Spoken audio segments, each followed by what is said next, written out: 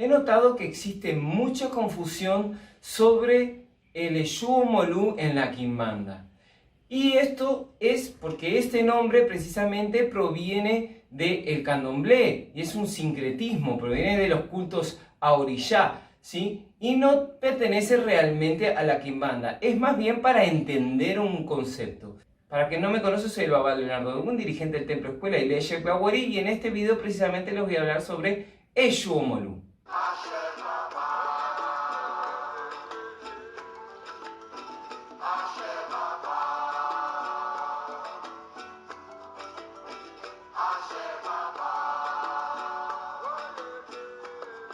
Bien, para comenzar a dar contexto a lo que es Eshu Omolu, me gustaría empezar por entender los nombres. Cuando hablamos de Eshu, ya estamos hablando de una energía, la energía del Señor de los Caminos, de las encrucijadas, el comunicador entre los seres humanos y los orishá, y los seres humanos con Dios, y todo esto que sabemos que es del culto Yorubá, es decir, del culto a orishá. Como decía antes, perteneciente, por ejemplo, al candomblé y adoptado por la Quimbanda para expresar esa energía de los espíritus que llegan dentro de la Quimbanda, ¿sí? Entonces esto pasa igualmente como pasa en la Umbanda con Ogún, que llegan Ogún Meche, Ogún Narué, Ogún Das Matas, Ogún Dilé, así, ¿no? Y también pasa, por ejemplo, con Xangó, que llega Xangó Das Matas, Xangó da Cachoeira, Xangó da Pedreira, o pasa también con Oyosin Cazador, Oyosin Flechero, Oyosin Das Matas y así,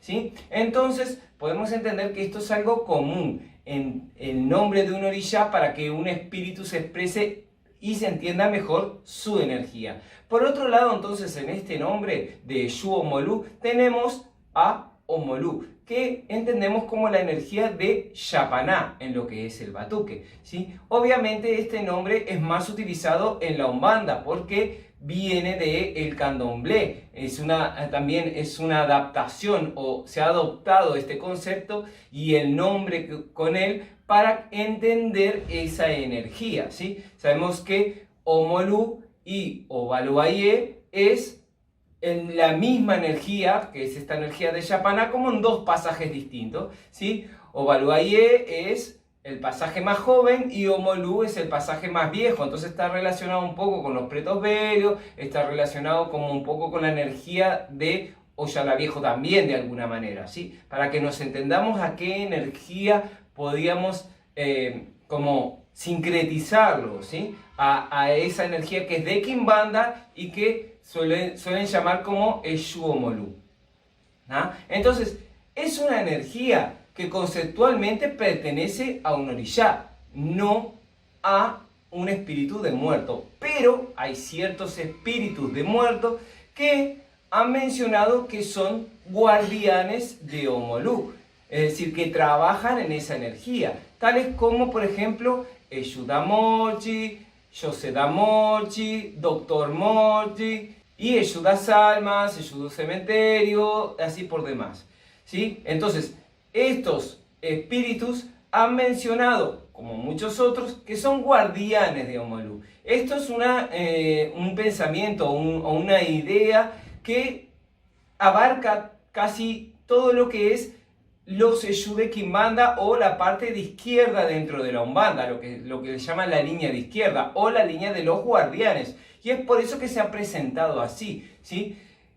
Principalmente, por lo que yo conozco, el que más destaca en esta confusión, es decir, que se ha presentado como guardián de Omolu, es el Doctor Muerte, ¿sí? O el Doctor de la Muerte, o el Eshu Muerte, que le llaman también, ¿sí? Este es un Eshu muy particular y por eso me interesaría hoy contar su historia. Esta persona que se presentó como el Eshu de la Muerte o el Doctor Muerte, guardián de Omolu, fue una persona que vivió alrededor del siglo XVI y XVII. Nació propiamente en Francia en 1584 y se llamaba Charles. En esta época en la que él nació había la peste negra en toda Europa y pues su familia eran doctores y él también fue doctor. Y él en estos momentos inventó lo que es el traje de la época, que era un traje que parece un cuervo, ¿sí? Y esto se supone que protegía a los médicos de contagiarse de esa enfermedad, ¿sí? Aún así y todo, como este método realmente no hacía el efecto esperado, se enfermó de esta misma peste y se recuperó. Algo que en ese momento parecía un milagro, ¿sí? Y como había mucho misticismo detrás de todas las enfermedades, de hecho se pensaba que esto era un castigo divino, esa pandemia, ¿sí? Esta peste negra fue un castigo de Dios. Entonces se pensó que el hombre había vencido a la muerte, ¿sí? Entonces la gente le empezó a llamar el doctor que venció a la muerte, lo que después quedó como el doctor muerte, ¿sí? Entonces este doctor siguió ejerciendo y se hizo mucho más popular. Ya lo era, pero se hizo todavía más popular. Y así es que empezó incluso a atender a la realeza y empezó a atender a todo lo que era gente súper popular y súper famosa en ese momento. Luego cuando murió, que murió de viejo, murió como a los 70 años, él pasó al plano espiritual y ahí fue llamado por Omolú, por la energía de Omolú, ¿sí? Y de esta manera él quedó siendo como el doctor muerte, guardián de Omolú, o el Eshu muerte, o el Eshu de la muerte, guardián de Omolú, ¿sí? De esta manera es que este nombre, cuando este Eshu se presenta dentro de la Quimbanda, pasa a ser directamente quitado la parte de Doctor Muerte, porque claro, parece nombre de un supervillano, o el Eshu de la Muerte quedaría como un nombre muy tenebroso, y quedó como guardián de Omolú. Luego más tarde esto también se quitó lo de guardián, porque era como todos son guardianes, todo lo que es Eshu representa a los guardianes, entonces de esta manera quedó solo Eshu Omolú. Entonces entendemos que cuando estamos hablando de Eshu Omolú, realmente no estamos hablando de el Orishá Omolú, ni de la energía esa poderosísima que hay en el cementerio, ¿sí? Que tenemos que tener en cuenta también que existen dos tipos de Eshu que podemos ver en la Quimbanda. Los Eshu que serían de encrucijada y los Eshu que serían de Calunga, ¿sí? Entre los cuales se encuentra los Eshu del cementerio, comandados por Omolú, ¿sí? Y de entre los cuales el que genera más contacto con esa energía, digamos la mano derecha de Omolú, es Eshu Caveira, ¿sí? Entonces este Eshu que llamamos de Omolú estaría dentro de la familia de los Caveiras, ¿sí? Incluso alguno de los Eshu de la familia de los Caveiras también se presenta como guardián de Omolú y por este motivo es tomado como un Eshu Omolú. Esto ha pasado, por ejemplo, con el caso de Tata Caveira, ¿sí? Pero bueno, más allá de esto, este Eshu que he mencionado en la historia, el Eshu da Muerte, guardián de Omolú, es un Eshu que principalmente se basa en la curación, en la sanación y en lo que es acompañar o llevar las almas a su lugar de destino, ¿sí? Y acompañar en el proceso de desencarnar, ¿sí? Que es un proceso bastante duro para muchas personas. Entonces, estas dos cualidades son cualidades directamente relacionadas con Omolú, y es por eso que este Eshu también es más sincretizado con Omolú, ¿sí? Esto es una cosa que tenemos que tener en cuenta porque es muy importante, ¿sí? Pero también debemos de saber que lo que corresponde a Eshu Omolú como entidad mismo, digamos, como fuerza de ese reino, lo que es el cementerio, lo que es esa parte de la Calunga que llamamos la Calunga pequeña, es algo que está muy fuertemente ligado a la transmigración de las almas, está ligado a todos los procesos de desencarnar, tanto la vida como la muerte. Por eso está el nombre de Ovaluaye, ¿sí? Es decir, el Señor de la vida y la muerte, ¿sí? el Señor que comanda lo que es la llegada a este mundo y lo que es la partida de este mundo, ¿sí? Entonces esto es muy importante a tener en cuenta a la hora de ver estos espíritus, de comprenderlos, de conocerlos y de entender el arquetipo, ¿sí?, del que estamos hablando.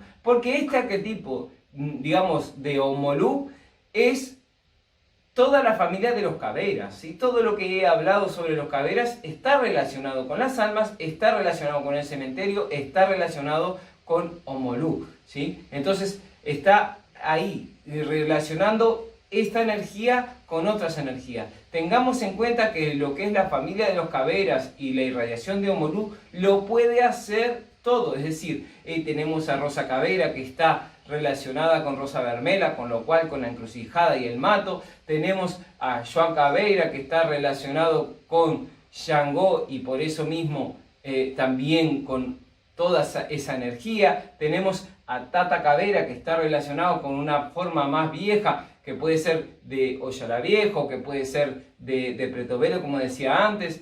Tenemos a Caveriña, que está relacionado con Eyumirín y con todas las crianzas, con Shango de Benji, con Oyundi Benji, por ejemplo, también. Entonces, tenemos un montón de esta energía. Evidentemente, hay otros que están mucho más relacionados con Yapaná, como por ejemplo el mismo Exu Caveira, que de hecho yo conozco hijos de Yapaná que tienen Exu Caveira, y también conozco hijos de Yapaná que tienen Exu Omolú, o conozco hijos de Oyala Viejo que tienen Exu Omolú, pero yo personalmente tomo a ese Exu como lo que dije antes, como un Exu que se está realmente ocultando su verdadero nombre, que indica un poco más la función, pero a través de ese nombre de Exu Omolú también está indicando su trabajo, su función. Es decir, no cambia demasiado lo que hace ese Exu, ni le da más poder tampoco, ni significa que sea superior a otros Exu.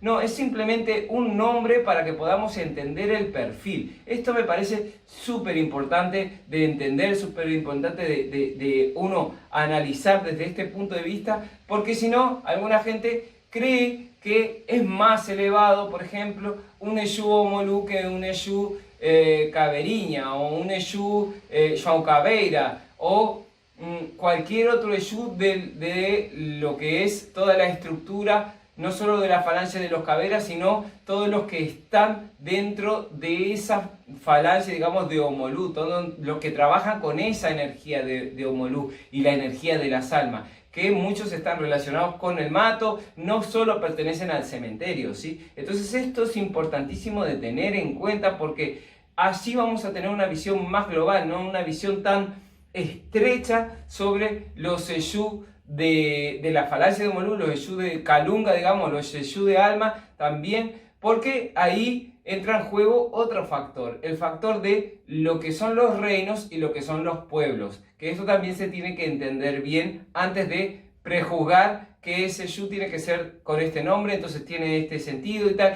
Esto también hay que preguntarle mucho a las entidades para que ellos nos instruyan sobre quiénes son, de dónde vienen, cómo trabajan, por qué trabajan así, y así nosotros los vamos conociendo. No podemos prejuzgar, ¿sí? No podemos discriminar, porque ya bastante hay discriminación en este mundo terrenal como para encima tener que discriminar a los espíritus que llegan a través de la quimbanda o en la umbanda, ¿sí? Precisamente esto es lo que debemos de evitar. Bien, este video lo terminaré por aquí, espero que te haya gustado, espero que te haya servido. Si es así, dale a me gusta. Si eres nuevo en el canal, no te olvides de suscribirte y de darle clic a la campanita de las notificaciones. Y por supuesto también, si tienes alguna experiencia sobre este tema, pues comentarlo, compartir con nosotros y también compartir con tus amigos en las redes sociales o donde quieras compartir estos videos para que se conozca cada vez más estos